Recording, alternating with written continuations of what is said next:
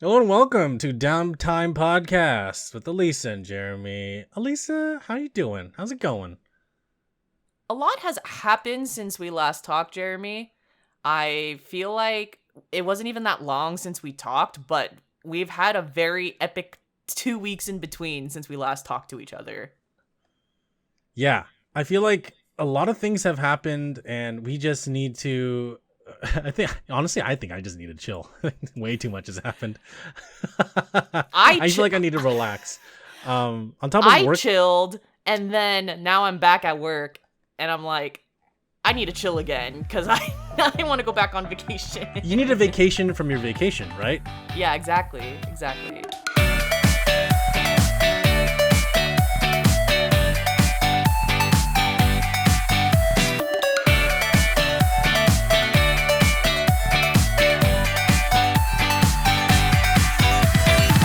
I went to Guatemala for a little bit. It was I the main reason why I went to Guatemala will soon be revealed, but the places that I visited in Guatemala were Antigua.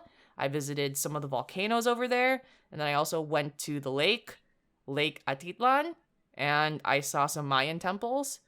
I had very delicious, balanced food because Guatemalan food is just amazing. And even though the basis of Guatemalan food is just like maize, it's corn, it's just tortillas are just hit different, obviously, in Central America. Like, you can't have a tortilla like that over here in the United States. And it was just absolutely every single tortilla I had was delicious.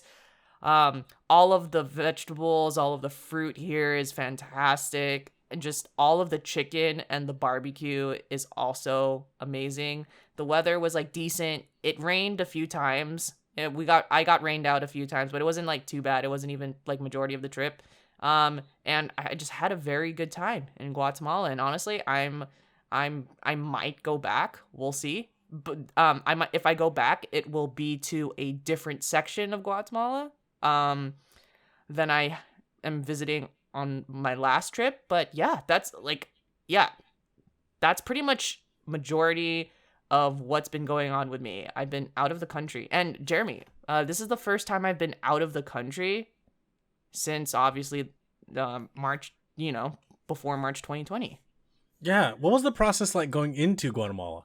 So at this point, they dropped all of the protocols. It wasn't even that bad. I didn't have to quarantine or do anything like that, but you do have to provide a physical proof of your vaccine, which Ah, which I was very much prepared to do. It actually caused a lot of controversy because it turns out that my friend did not have their vaccination card oh or no. or a screenshot of it that they had to stay in the airport and wait for their girlfriend to read the message and hope to deliver the and send an email the vaccination card. And Oh my god. thank God, like his partner found it too. And because it's just like, what if they couldn't find it? What Yeah. if she couldn't find it? And but yeah, it wasn't even that bad. And also, I'm on global entry. So for people who aren't United States listeners, global entry is just allows you to go through customs quicker when you're arriving back in the United States. And I didn't have to take a test. You no longer have to take a test before you enter the country as a US citizen. And they took my image and I went through customs. It took 5 minutes. It was amazing. Hmm. Yeah, very smooth process. Also, there's no restrictions. So, you know how Japan has restrictions with tourists? If you go to Japan right now, you Right. have to do a tour. You can't do free travel. Right. So, Guatemala is not like that. And quite a few countries aren't like that. But I'm hoping that as things, like obviously, like it's not even a pandemic anymore. It's basically endemic, where the COVID's kind of just becoming a flu. And hopefully, as just we all get used to it and it mutates and whatever, then countries like Japan, when they feel safe, hopefully reopen to more travel that's you can do free, so you can free solo it basically without having to do a tour and whatnot. Because honestly, the next country I would like to go back to is Japan, which we've talked about all the Me time. too. Yeah. But like, I don't want to go back to Japan on a tour. Yeah. Here's the thing too. So there's this Twitch group called Offline TV, and they're in Japan, or they went to Japan as a group, and it seemed like they didn't have a tour guide. I have no idea. I don't really watch their content. I just know that all of them went to Japan. And I was like, how? Like, how is that possible? Like, maybe they had a specific tour, but if anybody knows, let me know. Because I'm just like, dude, okay, is there like some loophole they had? Like, maybe did somebody with Japanese citizenship travel with them and were able to go? Because that is something that you can do. Like, you can say like, oh, I have relatives there, or if you have dual citizenship, you can be like, yeah, let me just use my passport and take my friends. I'm not sure exactly, but I would like to know. And if the answer is because they're famous and they're rich, then well, that kind of sigh. Your boy can't really go there because of that. And unless y'all blow up the podcast and Alyssa and I somehow become super famous and rich overnight, and she and I can go to Japan for free, that'd be cool. But yes, other than that, I would really like to know how they went to Japan. Yeah, that'd be interesting. I haven't done enough research to test this out. There is a loophole that I heard my friend talk about, and the loophole is booking a tour but through a travel agency, and so that you can create a custom tour. Now I haven't looked into it to confirm if that's true or if it has any legs. Something worth looking into. And I also know that the whole Japanese citizen, you have a relative thing is true, because I do have a friend whose grandma is Japanese and lives in Japan, and they're visiting her in December and there's no problems. Mm-hmm. So. Yeah. So, just curious to see, how all this happens and what we can do next. Me too. Yeah. But that's cool that you went to Guatemala and that you had a great time and you had some good food. Man, I would love to get some food down there. That sounds amazing. Yeah, I know. It like the food was just really it was very balanced. I felt every time I had a meal in Guatemala, I was eating a protein, I was eating a carb, I was eating a vegetable and a fruit every single meal. And I honestly felt really good. That's amazing. That's great. I felt so good after every meal. I felt very energized and balanced. It was fantastic. That's so good to hear. Wow. Yeah. I haven't posted pictures on my Instagram yet. Honestly, it's just because I haven't even really processed like a lot, or like sorted through a lot of my pictures, but I will soon. Okay. Yes. Yeah, I would love to see some food if you can share those anyway. Oh yeah, definitely. Yeah, I'll post something. I'll post something like in the next few weeks or so after I do some sorting. So sweet. Yes. But that is my major update. How are you doing, Jeremy? I'm good. Yeah, I'm good. Work has been super busy as always. I feel like I've been picking up more projects. But other than that, I feel like life just is so tumultuous sometimes, and things just get crazy. Like all good things, but It just feels like I don't have any time anymore. Like the only times I ever get to play video games are when I'm streaming or just like when I have a free moment. But other than that, I feel like my social life and work takes up most of my time. But and honestly, it makes sense because we just kind of got out of a big quarantine for the last year and a half, so a lot of us were trying to overcompensate for, including myself. I'm trying to make up for a lot of the years that I missed, or not even years, sorry, I say years like it was so long, Jeremy, but really it was only a year and a half where we were stuck. But like we're all at this point, we're all trying to catch up. It's just been like we're all how do I explain this? Like we're all itching to do something or go somewhere, I feel. And yes, absolutely. Because we've been missing out. Yeah, and literally at the beginning of this year, I was like, okay, this is the year where I'm just gonna travel, I'm just gonna do shit, I'm just gonna like do anything I want, and like because like we turned 30, so I was like, this is gonna be the year where I just get to do everything I want, so I can like celebrate kind of, but also just like scratch that itch that I've always wanted to. And that's why I, like at the beginning of the year, I went to LA for a friend's birthday. Then I went to Hawaii twice in a couple months, for one to help my parents, but also just to go to the convention. And I had a blast, and I felt like I was just doing everything. But now it seems like things have kind of stood still for me with the summer here. And COVID numbers, they might be going down a little bit, but there's that whole BA variant that's going around that is like even more highly contagious than Omicron. And I'm like, I don't want to catch it. I still don't want to catch COVID. Like, I'm just trying to be safe and stay healthy and do all those things. But the other part of me is like, dude, like, we got to get out of here. We got to go. We got to go. I know. Let's go travel. It's like a weird balance right now in just. Yeah. And another thing is, a tricky thing is you don't want to get another booster until you know that the booster has the BA variant. You know what I mean? And it's just it's just like it's like you don't want to lose time but also safety. So it's just striking that balance. Yeah, exactly. Yeah. And it's kind of tough to gauge that as well sometimes. Yeah. My traveling in fall is definitely going to die down because I have a lot of fall weddings to attend of friends.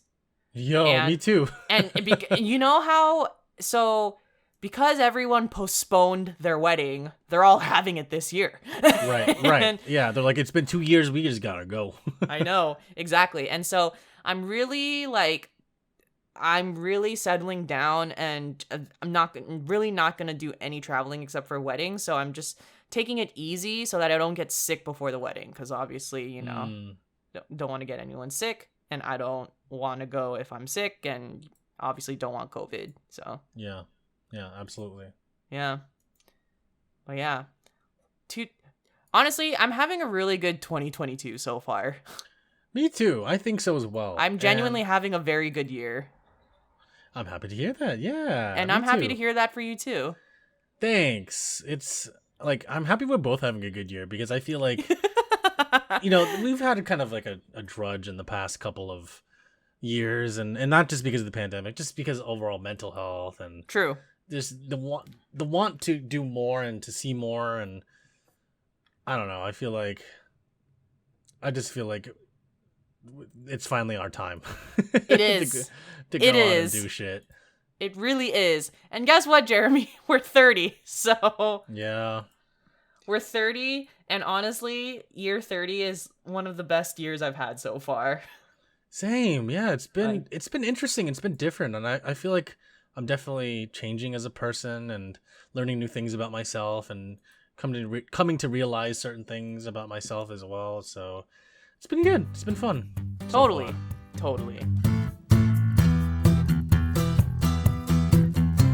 I think I talked about being part of a Valorant tournament the last time. You did. Yeah. So what was the conclusion of that? So we won our first matches against another team, and then we got put against a second team, and we got destroyed because they were just way above our elo. But that's fine. We had fun, and that lit a fire underneath me to want to continue playing more. What was that? What does that mean? Lighting a fire under me? Oh, like the other team was under. Oh, elo. It's like, yeah. Elo is like your level. Like, it's what is the word? Elo means like it's a hidden stat in a competitive game. What does it stand for? It's an acronym meaning something. I think it was the name of a dude or something like that. Mm-hmm. But anyways, like it's like a hidden stat where when let's say you queue up in a competitive game for the first time, right? The game will kind of track how you play and kind of like see how well you do after each match just by your numbers post match, depending on the game. Obviously, all games are different when it comes to elo, and then it will for the next few matches, it'll like try to pair you with other people who are of similar skill level, so that you're playing against somebody that's like in the similar skill range as you, so that you're not killing a bunch of people over and over again that you know that you're better against, or just dying a bunch against people who are better than you. For sure. So that's what elo is. Got it. Yeah, and so the team we were playing against, they were like, so in Valorant, uh the elo the elo's like similar to, or sorry, the ranking system is similar to Counter-Strike, where they're like, you start at like iron, which is at the very bottom, then silver, then it's bronze, then silver, then gold, and then it's like platinum, then diamond, and then just keeps going up from there. And by the time that you're like platinum, you're already like at the top or like almost at the top percentage of players that play Valorant. So right now I am silver 1, which is not that high, but I'm pretty proud of it. And I've been playing with my friends who are gold 1, gold 2, gold 3-ish, and we get like into some really sweaty lobbies, but we do really well against them. And I would like to thank like them for training us and like shaping us up to be part of the tournament. So once the tournament started, the team that we were playing against, they were of a lower elo than us, and we could tell just by the way that they did things and how they coordinated things, and we were much more coordinated and we had much better synergy. But then the team we played after that, they were just better at the game overall, and there's nothing that we could do against it. Like we would have to had played the game for years, or like, hours upon hours every day to play that game. But we didn't. Yeah, we were only practicing like 2-3 hours a week. Or no, sorry, 2-3 hours, or more like 6 to 7 hours a week. And, that isn't a lot in the grand scheme of things, but it definitely helps when you're not familiar with the game. I wouldn't consider myself a professional, but I did start playing a little bit at the end of 2020 / most of 2021, and then like a lot of recently. And yeah, so the game, the tournament, I should say, started pretty well for us, then ended really badly, but we were all inspired to keep going and playing together. So I've been streaming that a lot and playing and trying to get my rank up, but also just enjoying playing games with friends and having a great time. Absolutely. And I think that's the most important part, right? Is like, we weren't all sad when the tournament ended and we lost. We were all just like, hey, we did a great job. We did the best we could. And, this is what happened. It's all good. Great attitude. Exactly, yeah. And we were still friends with the people that we played against on both sides. The team that we beat, but also the team that we lost against. Like, I literally played Valorant yesterday with one of the guys who was on the team that we played against and we lost to. And he's a really cool guy. Like, everyone's really cool and chill at the end of the day, and there's no bad blood between anybody. I hope so. At least on my team, there's no bad blood with anybody else. Yeah. And the tournament is all for fun. Like, there's no cash prize. Like, my buddy set it up. My buddy that set it up he was a guest on the podcast a couple times. His name is Daniel, and he's been on here. He's the one that set it up. So it was really fun for him to reach out to us and to be like, hey, do you want to be part of this tournament? So we joined. And for the past few weeks now, I've been playing a lot of Valorant. I've spent way too much money on skins in the game. Coming up with fun strategies with friends has always been great. Been frustrated at the game, been happy with the game. It's one of those games that I feel like brings a lot of camaraderie between people, and it's something I really enjoy when playing this game. So that's great. Been playing a lot of Valorant. That's all. I'm glad you had an awesome time. Thanks. Yeah. And hey, you're still playing it, so it's true. Maybe next time we talk, you'll be gold. Who knows? Oh God, you know what? That would be interesting. It'll take a couple weeks. I'm like, hey, I'm gold now. Lisa, you're like, oh, I was fast. see. Honestly, like, my goal in Valorant is just to get to gold, just to be like, hey, I got to gold. Hey, all right, no more. You did it. Yeah, I did it. Let's not play this game anymore. No, I'm just kidding. I'll keep playing the game. But there's 2 modes in Valorant that are the main kind of modes, the flagship modes, if you will. One is called competitive, or comp for short, which is where you get your rank up, and then the other one's unrated, where you don't need to have a rank and anybody can play. You don't know what anyone's rank is. They're just playing against each other. It's kind of fun that way too, because like, you can get a team that will destroy you, or you can destroy the other team. It's kind of a crapshoot, but it's pretty fun. Yes. I really like Valorant. There's a Filipina character that was added not too long ago, so it's kind of cool getting some representation within the game. And she like makes references to like adobo, and like she says some Tagalog words, and it's pretty cool. Yeah, that's actually pretty cool. Tekken has a Filipino character as well. Oh. And then her style is a little bit influenced by Eskrima, and Eskrima is a is a Philippine martial art. That's right. That's right. Yeah. Very So cool. I'm all about representation for sure. Yeah, definitely. Definitely. The only major update I have is that I am almost done with Fire Emblem Three Houses. Such a fantastic game. You know how you play games and sometimes you wish you played it when the game came out? Yeah. Because then you have people to talk about it with. Mm-hmm. Mm-hmm.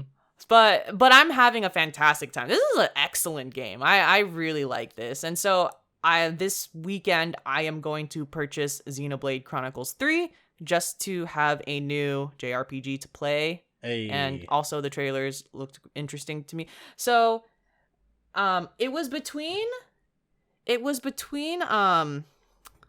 Xenoblade Chronicles 3 and then Shin Megami Tensei 5 of which one I was going to play. And Shin Megami is an Atlas game, so Persona, and I was going to get that, but I opted for Xenoblade Chronicles at least for now. And I most likely I will play Shin Megami Tensei 5 at some point, but it'll be after Xenoblade Chronicles for sure.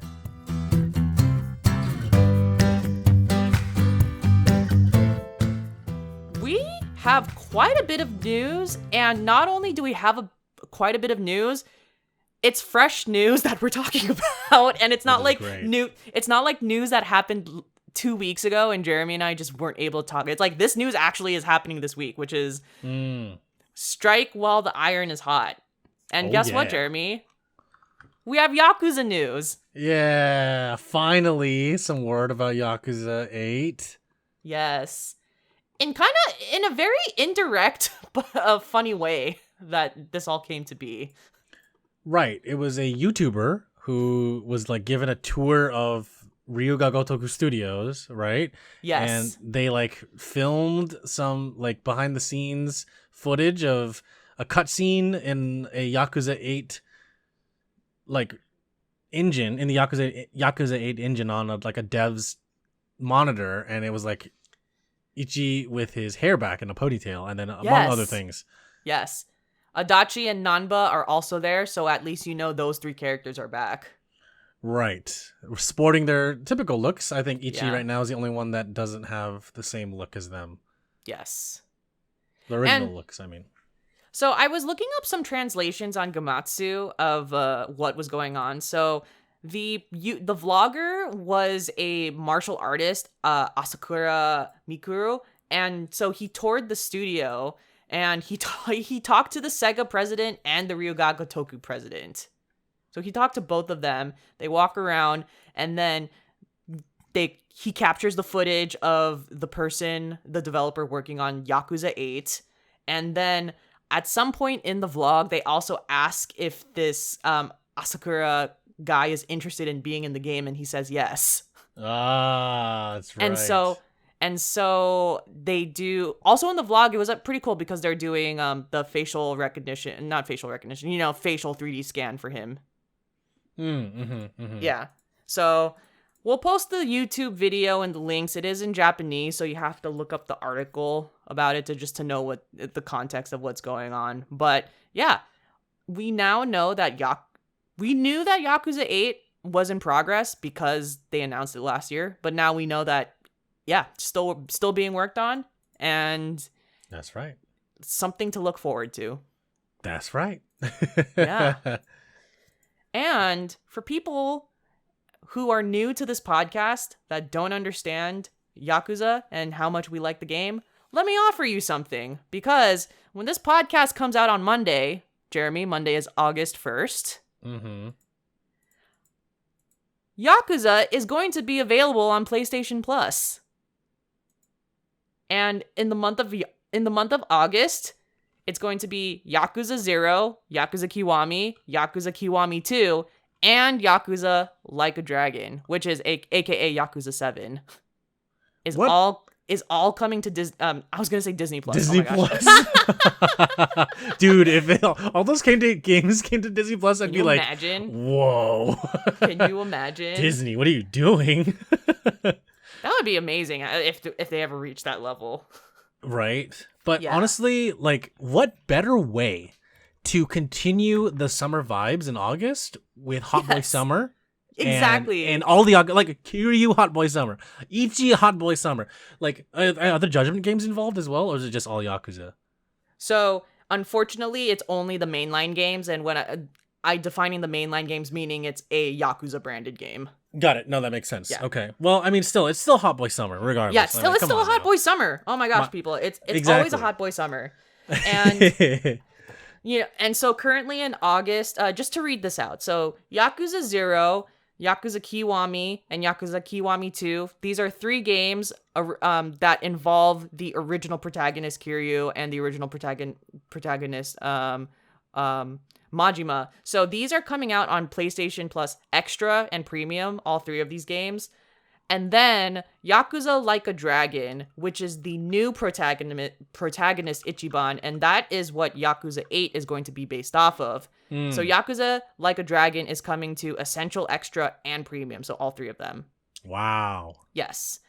And so pretty much you can start the Ichiban series and you can start the Kiryu series. Like, if you haven't yet. And if you're listening to this podcast, you probably have, and if you haven't, then it's time to start.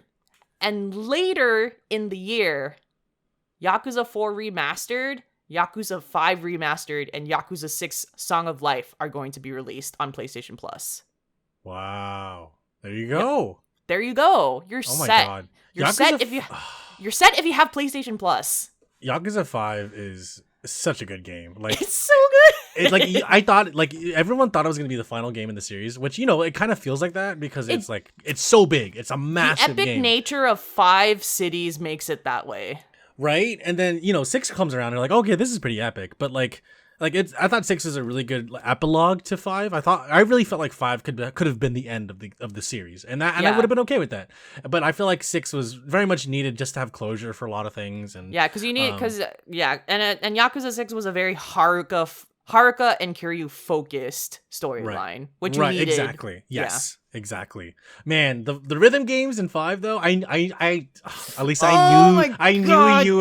that Haruka's section was going to be yours because of all the rhythm games. I was like, this is Alyssa's thing right here.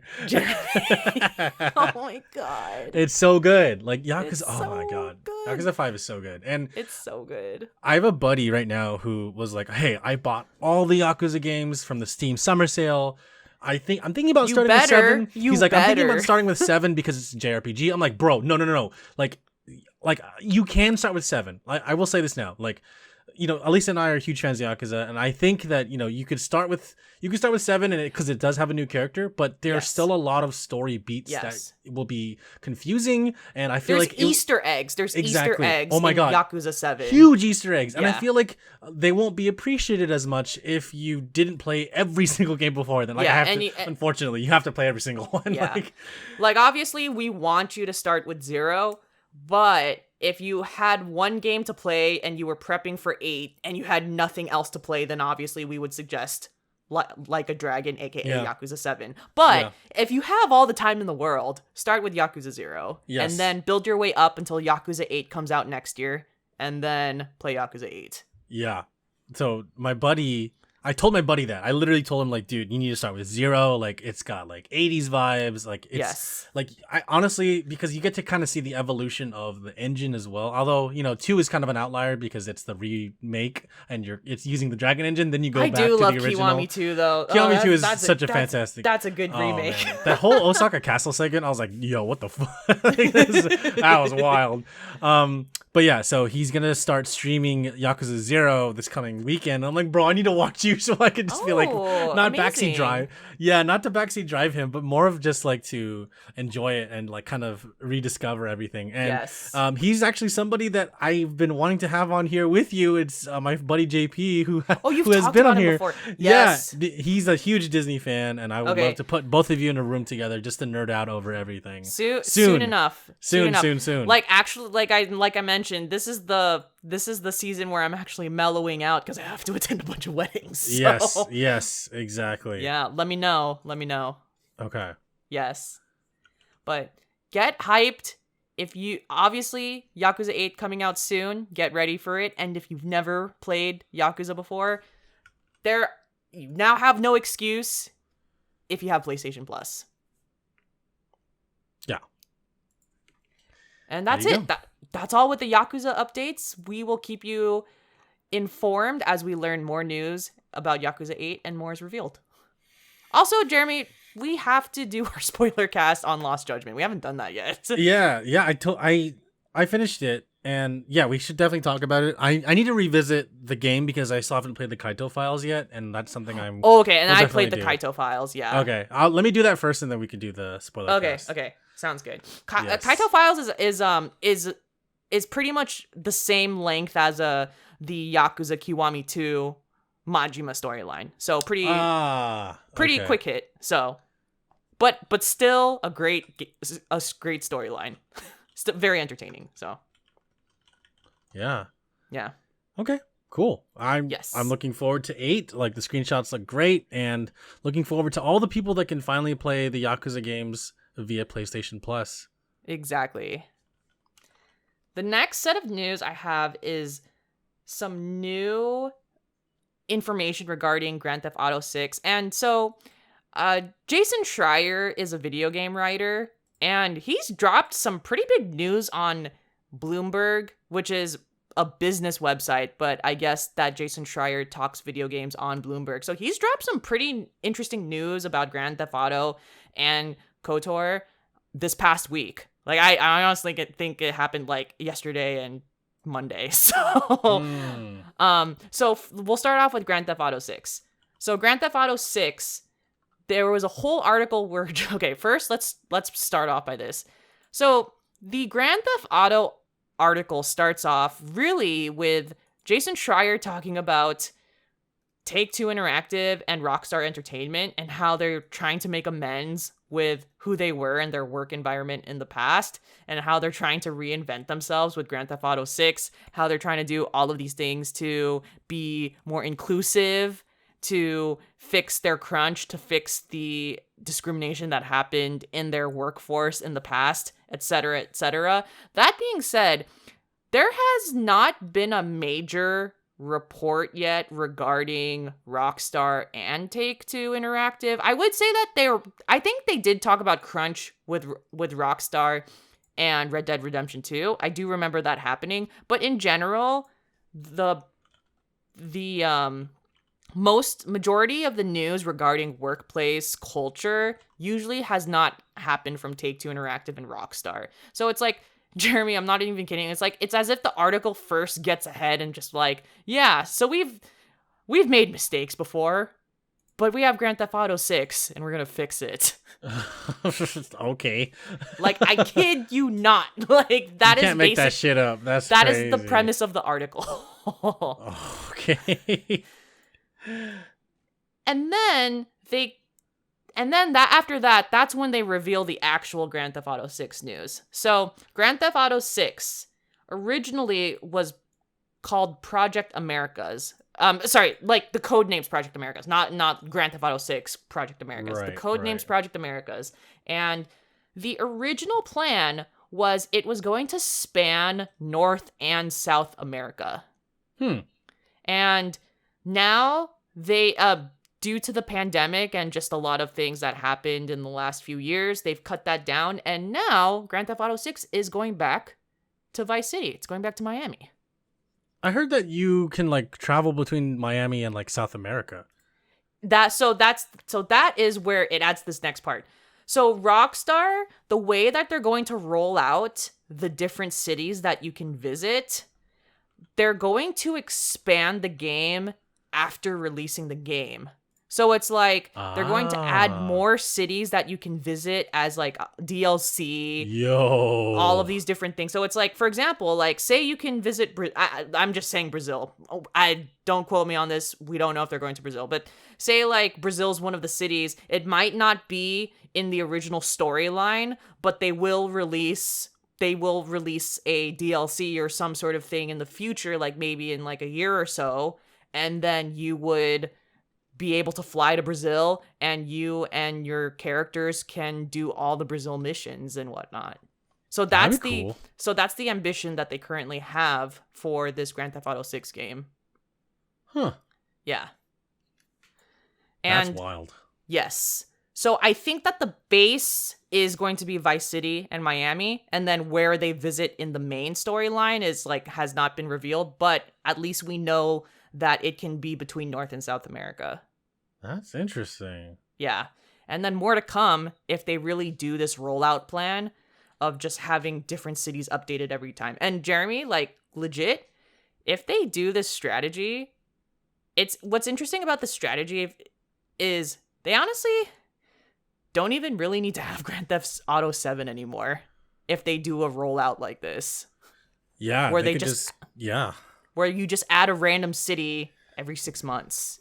But they're gonna find some way, like because the engine will get old and people will get tired of the game. Well, I say that now, but then people are still playing GTA Online and GTA. I'm 5. tired of the game. Give me a new one.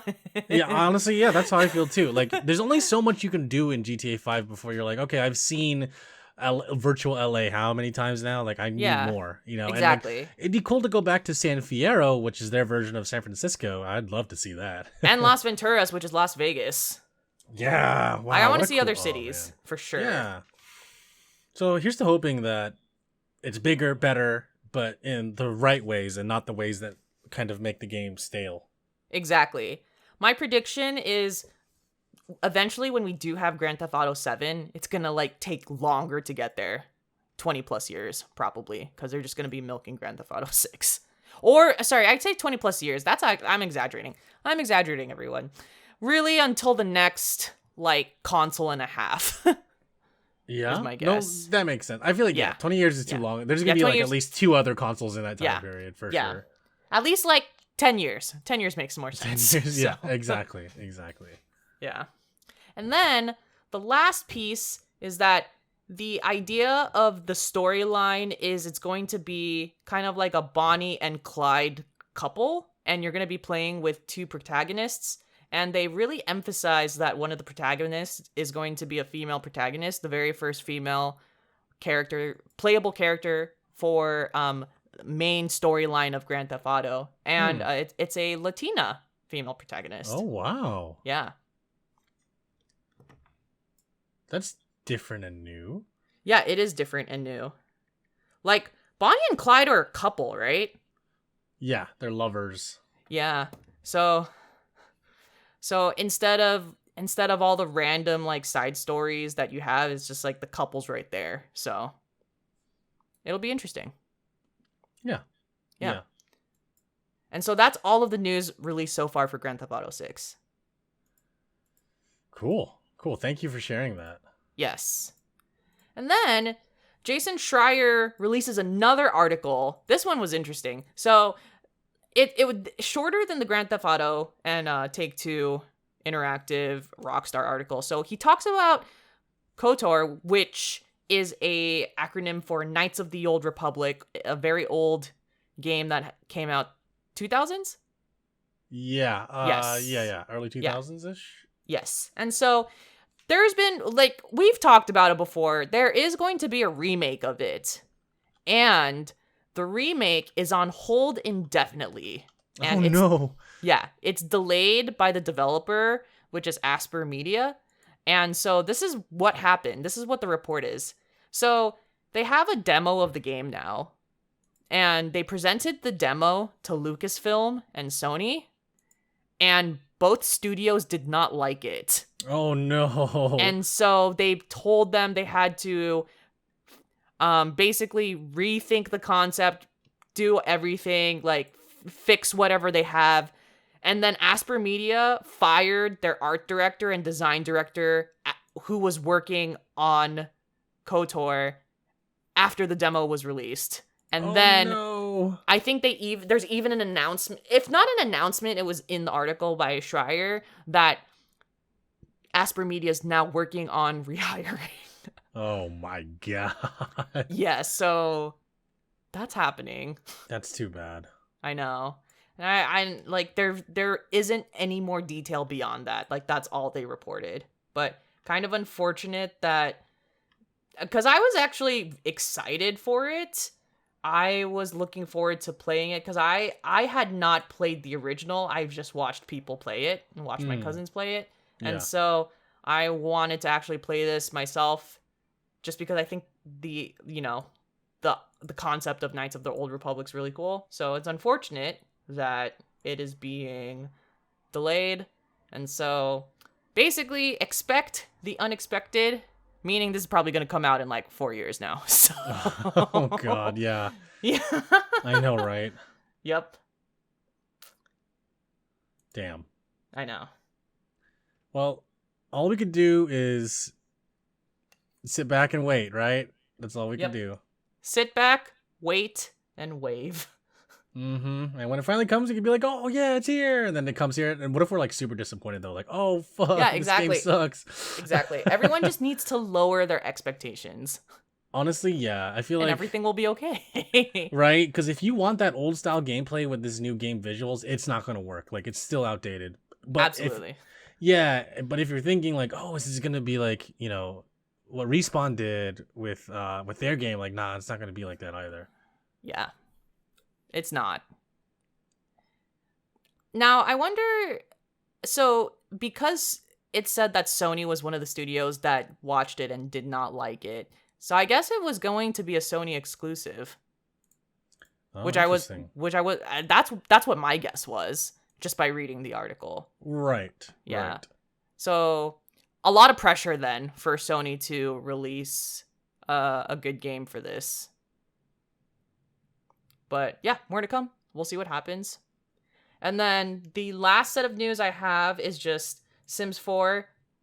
Sims 4 will have a new expansion pack called the High School Years, and it's just targeting like the teen years, and there's a lot of stuff from the Sims 3 generations. That's basically what this is. It's going to introduce whims and just being able to appease those and then to conquer fears, etc. And that is coming out tomorrow. So by the time you listen to this podcast, it'll be out already. Wow. Yeah. Do you have any news, Jeremy? No, I didn't really have anything. I think you covered all the main things. That's awesome. Yeah. Thank you for doing all the research and looking those up. And seriously, this all happened this week. We're not behind this time. Hey, as of the recording of this podcast, we got it. We got it. Ladies and gentlemen, we got it.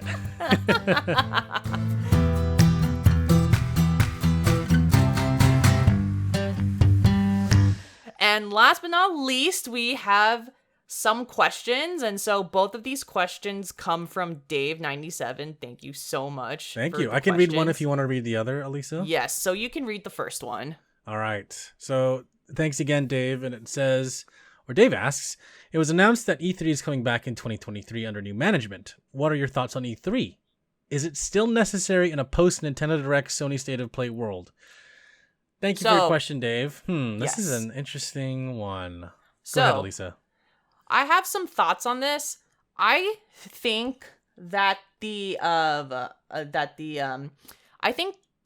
success of PAX and just people still attending PAX around the United States has shown that people still want to congregate and just play games, look at game demos and everything, and especially because now people are craving seeing each other. No, first of all, not everyone wants to see each other, just to clarify. Some people, let's be real. Let's be real. Not everyone wants to see each other, but some people do.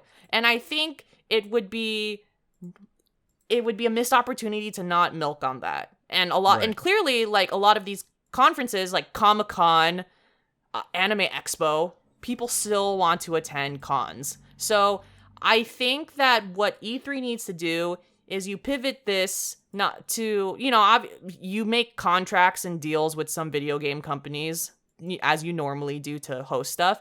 There might be a Nintendo and Sony State of Play, and it is what it is. But I think that we've talked about this before. There would be a bunch of companies still willing to post up, right, and kind of host stuff.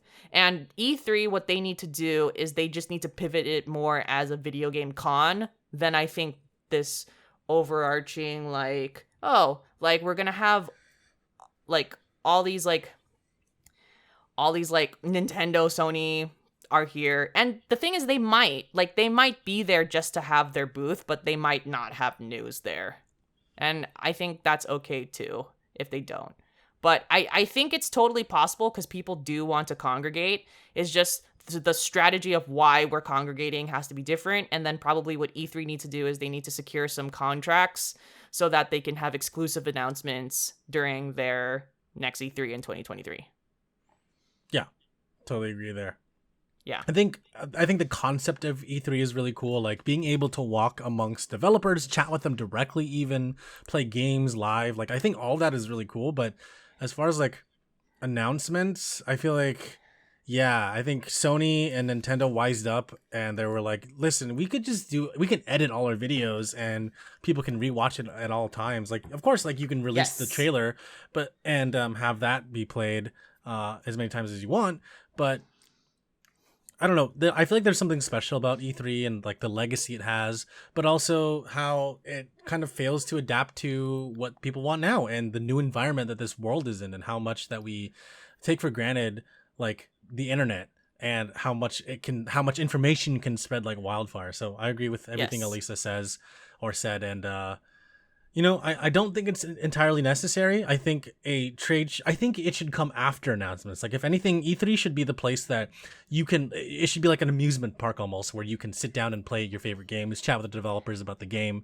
And even just like, not necessarily about announcements, but like, yeah, if Elisa said like, maybe certain developers can have announcements, like Devolver Digital, for example, could have some big announcements there.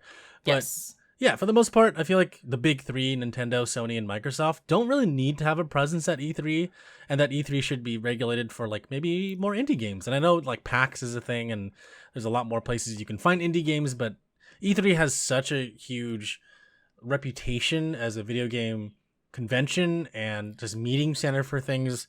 It's kind of hard to do away with it completely. I understand that, but if they can't adapt to the modern world, then it's not going to work out for them. I know that there was some talk about them trying to get celebrities more involved after the positive reception from like Keanu Reeves, but like no, like honestly, unless the celebrity is like super into video games, like Jimmy Fallon, for example, then I don't think anyone should be involved as far as like just like trying to show off a game, unless they're obviously in the game. Then that's kind of a different story. But as representing the game itself or the developer themselves, then I don't know. Celebrities just seem like a bad idea, in my opinion. Agreed. Yeah, but yeah, that's it. If there's panels, just interviews and fun stuff, I want to hear from the voice actors of the characters. Yeah, and I don't want to hear from random celebrities who play it. I think if you pivot some of the panels and guest speakers to just be voice actors, that would be awesome. Like people go to AX and people go to Comic-Con just to hear from voice actors. And exactly. Yeah, nothing wrong with that either. So pivoting that in that direction, I think can totally work. As well as I think if E3 hosted a tournament of some sort, I think that would also be cool. I don't know what they would host because Nintendo's like anal about their tournaments now. But God, yeah. But like if they teamed up with if they like had a partnership with like EVO or like just like if they hosted a tournament, I think that would also be cool. Or some sort of some sort of like e-gaming thing probably would be successful too. But yeah, I actually think it's very possible to pivot E3 to something different. Not for announcements, but just for people to congregate because they like games. So yeah, exactly. Yes. And then the last question is, since it's been a while, I also have a Yakuza related question, which is perfect because we're talking about Yakuza in this podcast. Yes. Which of the following hypothetical RGG spin-offs would you like to see the most? Number 1, a compilation that compiles all the rhythm minigames from throughout the series, karaoke, disco, etc. Number 2, a non-linear romance visual novel featuring all the Yakuza and Judgment characters. Or 3, a WarioWare style minigame compilation that features Majima as the game maker. He's using Tojo Clan money because he's Majima. And then love the show. Keep up the good work. Thank you as always, Dave. Thank you, Dave. Seriously. Yes. Asking really good questions here. Yes. Okay. I have my answer. Uh, okay, I you go first. Okay. As fun as a romance novel would be, I think that there's definitely an audience for it. I don't think it's me. Like, I think the concept is hilarious. There is a officially the behavior, the developers of Dead by Daylight announced that they're working with the studio that created the Colonel Sanders dating sim, to create a What? Dead by Daylight I'm sorry, dating what? sim. Yes, I'm not joking. Where you can date some of the, like, 4 of the killers from the game, and like, of course, there's a lot of people that are like, "Oh my god, we can finally do it," and like that's cool because, like, like, you make anything, right? People are gonna thirst after it. People are gonna have some kind of sexual opinion about some of the characters in your game or movie or whatever. But I feel like, I don't know, like, I'm not a big fan of dating sims. I think the concept is fun and interesting and funny. Maybe I just haven't played one all the way through to have a good opinion on it. But I'm kind of least excited. I'm not excited as for that in regards to the other ones. The WarioWare style minigame is interesting. But if the WarioWare style minigame compilation featured every single mini game, not just rhythm games, then I would probably be interested in playing it. And it seems kind of funny if they ripped off WarioWare, especially with Majima as the character. But Oh my god. yeah, I would actually be really hyped for the rhythm game compilation mini games because I really like karaoke. The karaoke mini game is really fun. And like, all the mini games in the Yakuza games are awesome, especially like the quote unquote emulators for like Outrun, and Space Harrier, and the Claw games are really great. But I don't know, there's just something special about the rhythm games. I'm not a really big rhythm game fan, I have to say, but the rhythm games in Yakuza, man, they're so fun. There's something else. Alyssa, what about you? This is a really deep cut, and I don't even, you see, this is how pissed I was. I don't even remember the game before. But remember that one time I bought this is a very, very deep cut, I think, like from years ago, like 5 years ago. So Wow. I'll just remind you in case you don't remember, Jeremy. Yeah. I bought a romance visual novel thinking that it was a JRPG, and then finding out it was a romance visual novel.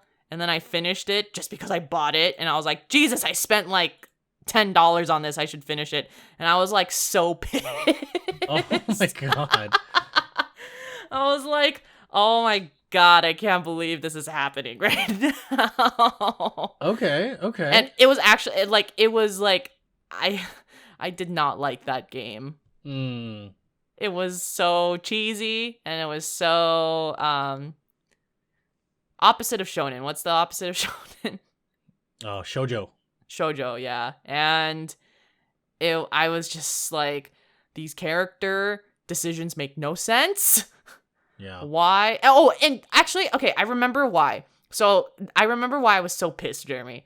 The reason is because you choose between 4 guys and you choose one of the storylines. Oh, I remember this. Vaguely. Yeah. And so I just chose one storyline.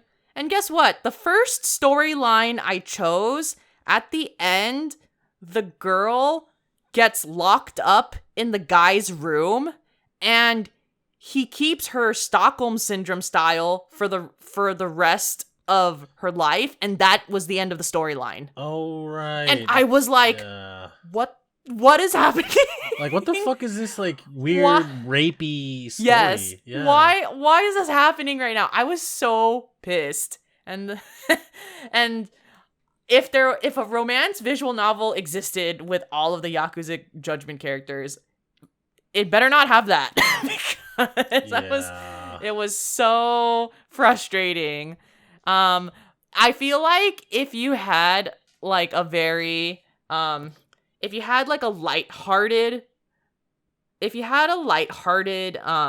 visual novel that's much more kind of like, okay, the best way I could describe it is like kind of similar vibe. I've never seen this anime, but like I've seen all the memes to it, but like similar vibes to Ouran High School, which is basically like there's like this meme, kiss, kiss, fall in love. And it's like so super like campy and cheesy. If we went in that romance visual novel direction, that's the type of vibe I want. I don't want like a serious drama. I want something that's more stupid and lighthearted. But the answer to my question, all of this to say, the answer to my question is, of course, number one. to have all the rhythm minigames compiled, because you best believe I'm 100%ing that trophy. And and karaoke, disco. Oh, and of course, cheerleading. Yeah, like I'm definitely on that. So, yeah. That being said, man, Judgment really needs a karaoke game. Like, or just like they need to bring karaoke back somehow with Judgment or incorporate it. Maybe someone needs to be a singer in that group. Maybe Kaito's the singer, but it's okay. It's okay if Yagami's not the singer, but maybe make Kaito the singer or something. I really miss Bakamitai. So. Me too, Alyssa. Honestly, it's a crime that song is not in the game. Yeah. And I don't know why. Like, why? Yeah. Bakamitai slaps so hard, and I just want it back in Judgment somehow. Yeah. Figure it out. Like, the next time I play a Judgment game, it better have that. So I'm going to write a stern letter to Ryu Ga Gotoku Studios. I don't know who's in charge now, but whoever's in charge, I'll be like, yo, where is my Bakamitai? I need to mitai that Baka right now. Exactly. Please. Thank you. Signed. Yeah. So thank you for the questions, Dave. Seriously. Yes. Thank you so much. Thank you as always, Dave. Yeah. So where can people submit questions if they want them, Alyssa? So there's a lot of ways to reach out to us. We have an email, contact@Downtime.Live. You can just send an email directly to us.